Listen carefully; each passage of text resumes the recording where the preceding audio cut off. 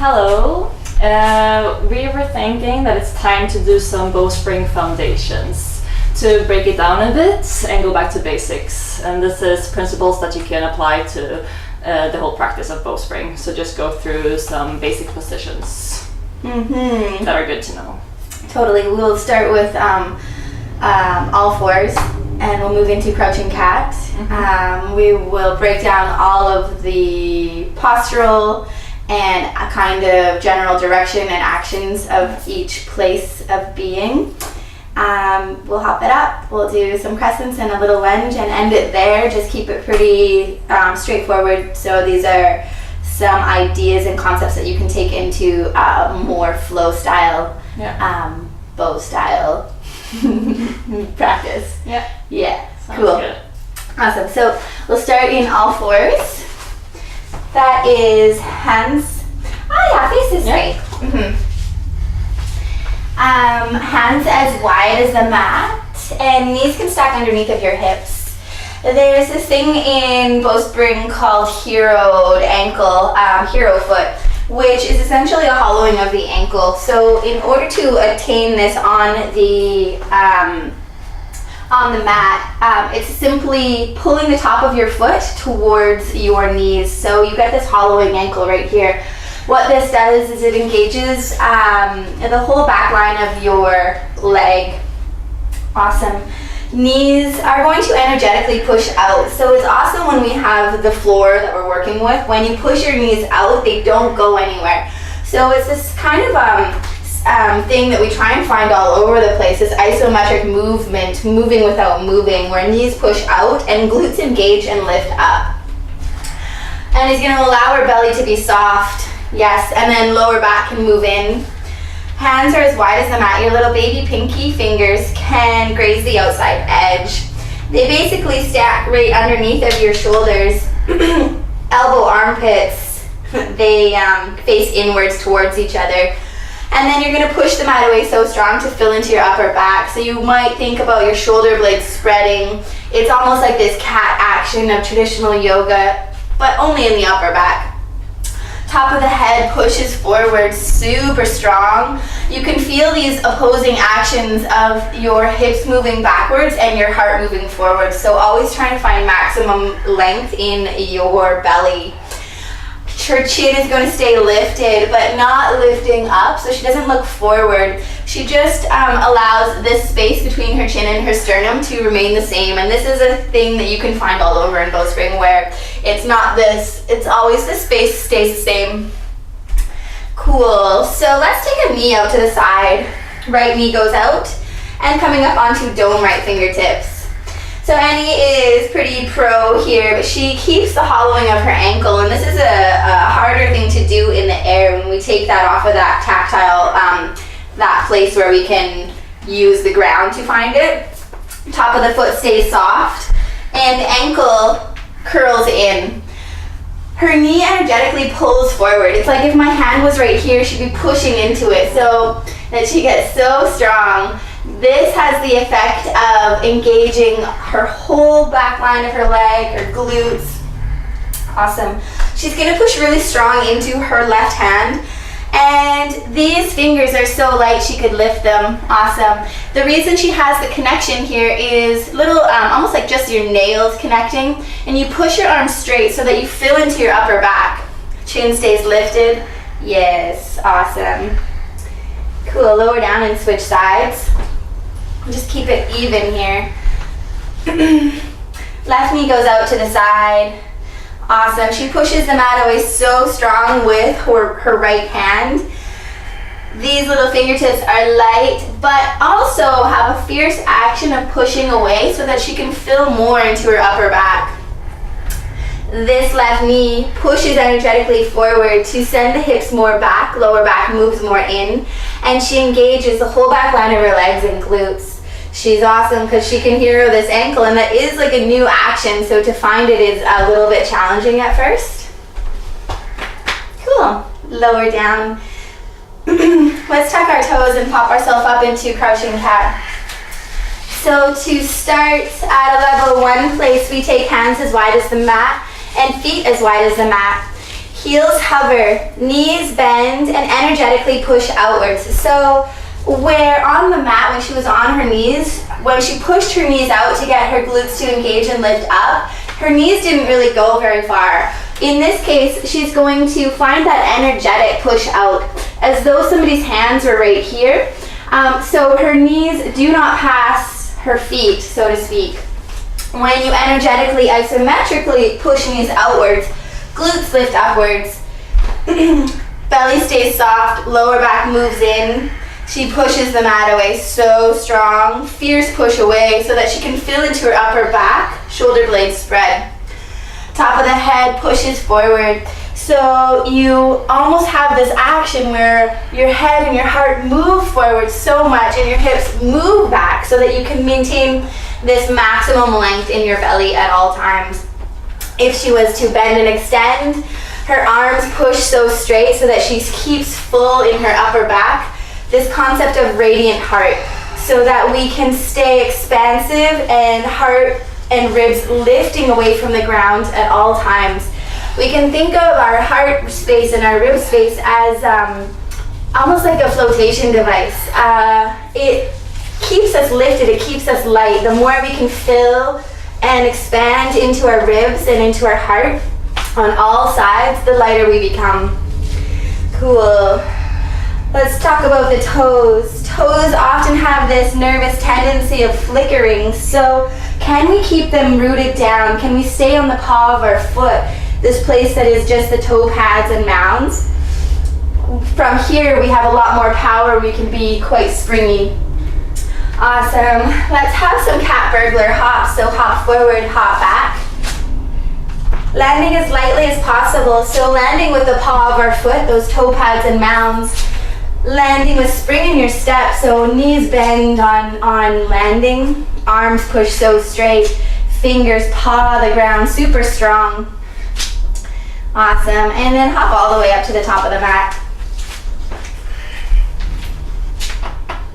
Cool. Recovery pose. Feet are hip width apart. Big toe grounds down a little bit more than the rest. This allows the other toes to softly melt towards the ground. Also, when we put a little bit of extra pressure down on our big toe, like we're pressing down on a little button, we send this balancing and engaging action all the way up our legs. It also has the effect of creating all the little divots in your foot. All of the natural curves kind of get a little bit more lovely when we put a bit of extra pressure down in our big toe. So knees bend, hands rest nicely on the top of your thigh. This allows you to push your heart high. Cool. Here, this is a great resting place. Chin's lifted, chin and sternum same distance. Her cervical moves inwards. Upper thoracic is full. She could even breathe into that space a little bit more. Awesome. She's going to push her knees out energetically, finding that same action we found on all fours and in crouching cat. That action of the energetic push out to lift glutes up. When we find this action, when we can get our glutes to lift up, we support our lower back moving in. Cool. What else can I say here? You can find almost like a springy action. So the top of your head is lifting up. Always trying to find maximum distance in your belly, that idea of hips moving down and back and heart lifting up away from it. So finding a stretch even with no stretch. Cool. If my hands were here, she'd be pushing out into them. She could even take her own hands here and use herself as a little bit of resistance to get your glutes to fire. Awesome. And then she can lift up. And let's go over a couple of hand variations. Hands can find globe to start. Yeah, let's switch totally. So fingertips connect. And it's just the very tip of your finger that connects. So our fingers can remain soft, not hyperextended in any way. In particular, we might pay attention to our thumbs because they have a tendency to to get a little bit more fierce. But although our fingers are soft, we can still find this like strong, energetic action of our hands pushing together so that you can fire up your arms. Hands stay low down by your belly button. This keeps you out of your traps. When you take your arms up, you'll notice that traps fire. It's not cool. It doesn't feel good. Awesome. And then elbows reach forward. So you try and make like this big circle from above. When you do this, if Annie turned around, you can notice that, even more, turn all the way around. You can notice that if she pulls elbows back, pull your elbows, yeah, shoulder blades come in together. So this idea of radiant heart is collapsed. So it's so uncomfortable. It's so uncomfortable. So when you push your elbows forward, you remain spacious in the back. The back is full. She's got this radiant heart circumferentially open, so back body, sides, and if she spins around again now, and front body is all open. Yeah, yeah, yeah, yeah. And you can dance if you want to. Awesome. And then yeah, she's going into seed hands, so let's talk about that. Seed hands. Hands nice and low. This also, I mean, as soon as you take your arms up, you get into your traps. It's just one of those things. So we keep our hands nice and low. Elbows in front of us, because when we pull elbows behind us, we just learned that shoulder blades crunch together. Seed hands, soft fist. Fingers are soft. And yeah. The natural fist. Totally, yeah. Exactly. Just exactly what she's doing is putting a light pressure onto her forearm, and this action kind of closes your hands, and that's as far as you need to close them. The power place comes from your thumb palm and your pinky palm.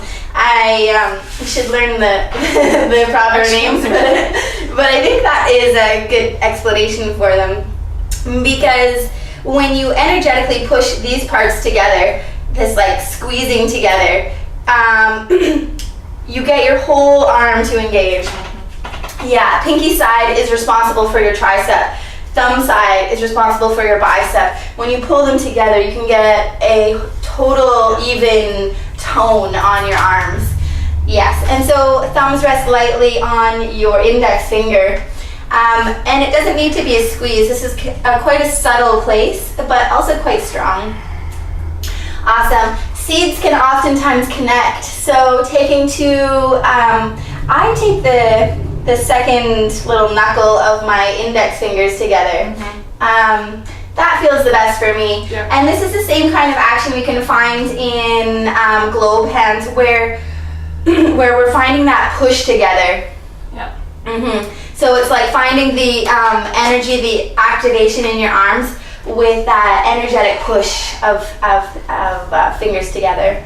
Cool. And it's the same thing. Elbows push forward, big circle from above, stay broad through your shoulders. Yes. Let's do one more hand variation, and that could be Hercules clasp, which is essentially making a little clasp like this. Yeah. And your thumbs can rest on the outside edge of your pinky fingers. That feels the nicest for me. And here, fingers are soft again, but the energy, instead of pushing together like globe or two seeds, is that pull apart energy. So it allows your arms to fire up in a different way. But we still keep our hands low to stay out of our traps. So we still push elbows forward to broaden through our shoulders. You can even play with the difference here, like pushing hands together and pull apart. Yeah. See how that activates your arms differently. Totally, absolutely. Rock on.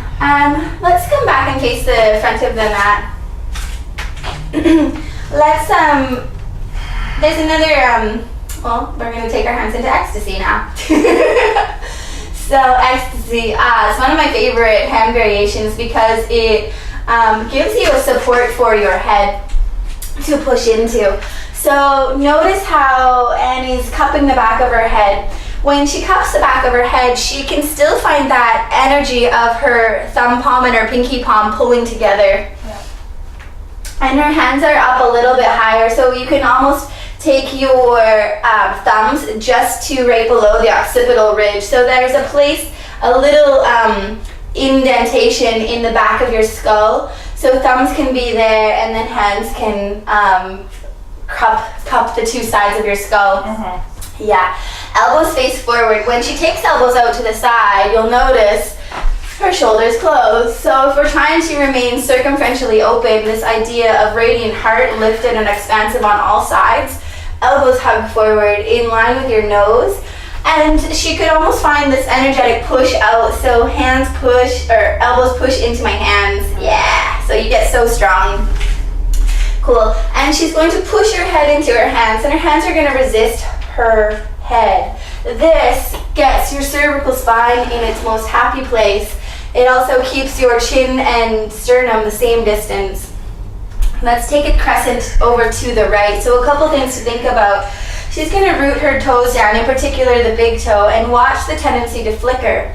Knees are going to bend, energetically push out. So if my hands were here, she's pushing them out to lift her glutes up. Hips are going to stay level as she takes a big crescent over to the right. Here, she's going to think about picking up her bottom left ribs and reaching this elbow all the way over. Her chin is not going to tip back. She's going to support her hands, support her head with her hands. Awesome. So she's really working on this huge stretch here. And she's not going to straighten through her knees all the way. She's always going to keep a little micro bend, a little pulsy bend in there. Awesome. So we find this awesome huge stretch all along the side body. Elbows keep pushing forward so that she stays broad and spacious through her shoulders. Knees keep pushing out energetically. Feet stay grounded down. Come back up the center and let's even it out. So over to this side. And if Annie was just to actually come and spin around totally so we can get all the sides. And I mean, bowstring is bootylicious, so who doesn't want to look at Annie's butt? Cool. So knees bend a lot, and she's going to push her knees outwards. Hips stay level, and then she's now picking up her bottom right ribs as she goes over to the left. She can think about reaching this elbow so far over. Her hands are supporting her head so her neck doesn't squish back. Cool. And she finds movement because what fascia loves and what fascia stretches more with is movement. So we move it to stretch it more. Awesome. Come up to center and just come step back to face the front of the mat. Yes. Yes, yes. Let's take our hands into globe. We'll just do one more little pose. I'll break it down. Is this little lunge. It's just a high lunge. We take a shorter stance with bowspring so that we can keep our knees bent a lot. So take right foot back. Actually, step back here. Let me just break something down. Come back. There's this action here, this dig drag action, and we're going to find it to go back so that we can engage our whole right leg as we pick it up. When Annie digs her foot forward, she allows her hips to move more back. So digging right foot forward, and just the paw of your foot, you can be light on your heel. And then when she energetically drags it back, you get a firing action. It's like total engagement all in the right side leg. And then using that, a little hero ankle to pick her foot up. That hollowing of the inner ankle to remain engaged in the whole back line of your right leg. A little step back, mini lunge. Cool, elbows reach forward, heart stays lifted, gaze stays lifted. There's this idea of eyes on the horizon. When we keep our eyes lifted, looking forward, we keep our head in its proper alignment so our cervical spine stays intact. Cool. Her back heel hovers, her paw grounds down and energetically drags back. She can bend her knees a lot. Little mini steps, so it's nothing like this, it's just little mini. And then here she could even glide her hips back, lift her heart higher. Awesome. You always have, or you can always have this energetic push out. So if she was pushing out into my knees, this engages her glutes to lift them up. Yeah. Come back. Step forward. We'll do the other side just to even it out. So she's going to dig her left paw forward, drag it back to get the whole back line of her left leg engaged. Little step back, mini lunge. Knees bend a lot, knees energetically pushing outwards to get her glutes to lift upwards. She's got this beautiful lower lumbar curve moving in, upper back broad, spacious. When we fill into all sides of our ribs, so this expansive breath can fill all sides. We support our lower lumbar moving in, and our upper cervical can find its natural curve. Elbows reach forward, chin and gaze stay lifted. Yeah, and Annie's awesome because she's always got this little pulse, and that's why we love bow spring, because we're always moving, we're pulsing. Dance, dance, dance! And then step forward. And can you think of anything else we should break down right now? No, I think this is a good start. Yeah, it's a great start. Okay, cool. So, love, and if you have questions or want something broken down a little bit more, you just holler. Yeah. Okay.